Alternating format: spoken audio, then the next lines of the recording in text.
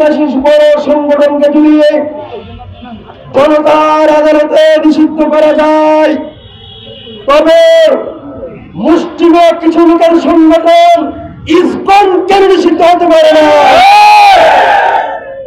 আমি আরো বলতে চাই, বাংলাদেশের সরকার উগ্রবাদী কর্মকাণ্ডের অপবাদ দিয়ে হিজবুত তাহরীরকে যদি নিষিদ্ধ করতে পারে, তাহলে প্রকাশ্য অপরাধী জড়িত ইসকনকে নিষিদ্ধ করতে পারে না। আমি আর বলতে চাই, এই ইন্টারিম সরকার খুনের সাথে জড়িত থাকার কারণে সেনা অফিসারদেরকে যদি বিচারের মুখোমুখি করতে পারে, তবে ইসকনকে কেন করতে পারে না? ইসকন কি রাষ্ট্রের চেয়ে বড় সংগঠন? তবে সরকার কেন ইসকনকে নিষিদ্ধ করতে ভয় পায়? সরকার কেন ইসকনের বিরুদ্ধে কথা বলতে পারে না?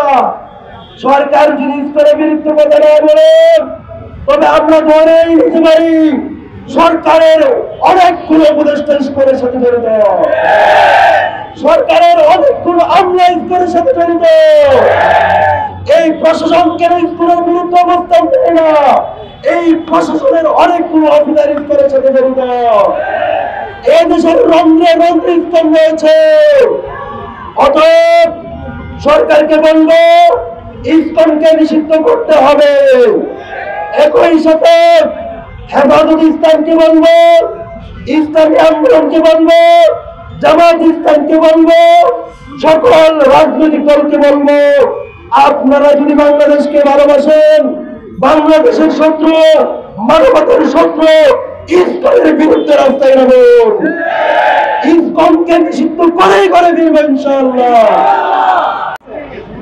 বাংলাদেশে হিন্দুরা তাদের স্বাধীনতা ভোগ করে, বাংলাদেশে খ্রিস্টানরা তাদের স্বাধীনতা ভোগ করে, বাংলাদেশের বৌদ্ধরা তাদের স্বাধীনতা ভোগ করে, কিন্তু এই দেশের সংখ্যাগরিষ্ঠ জনগোষ্ঠী হওয়া সত্ত্বেও আমাদের মুসলিম জনসাধারণের উপর লিবারেলিজম আর সেকুলারিজমের নামে চরমভাবে অন্যায়, অবিচার, শোষণ এবং জুলুম করা হয়।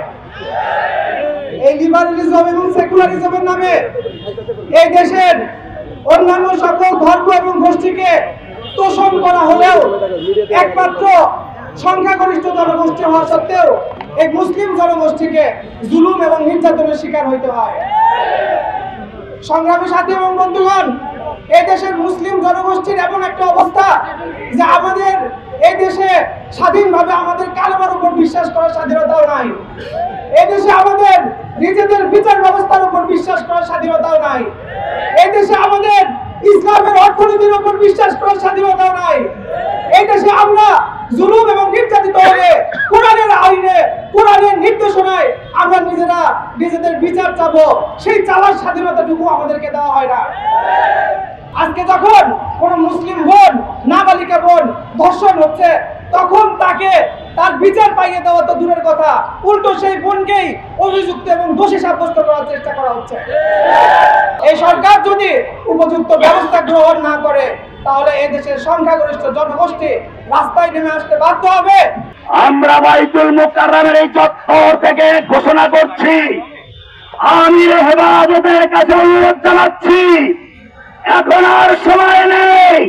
হেফাজতে ইসলাম যদি ইসলামের হেফাজতের দায়িত্ব নিয়ে মাঠে নেমে থাকে, ইসলামের হেফাজত করার অঙ্গীকার নিয়ে মাঠে নেমে থাকে, আজকে আপনি বায়াত গ্রহণ করুন। এই জনতা আপনাকে বায়াত দিলে, প্রয়োজনে জীবন দিলে, তোমরা মুসলিম বন্ধুর উদ্ধার পেয়েছে।